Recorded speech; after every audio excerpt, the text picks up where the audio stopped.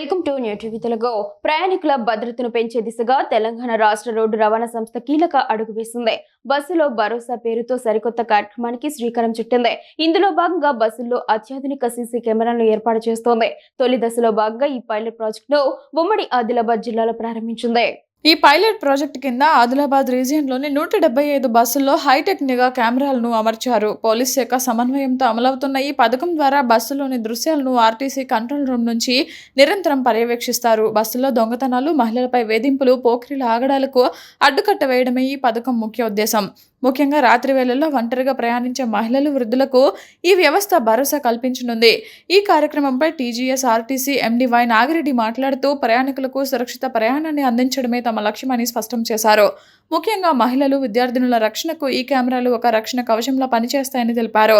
ఈ కెమెరాల ఏర్పాటుతో ప్రయాణికులకు భద్రత పెరగడంతో పాటు సిబ్బంది పనితీరులో జవాబుదారీతనం కూడా మెరుగుపడుతుందని ఆశాభావం వ్యక్తం చేశారు.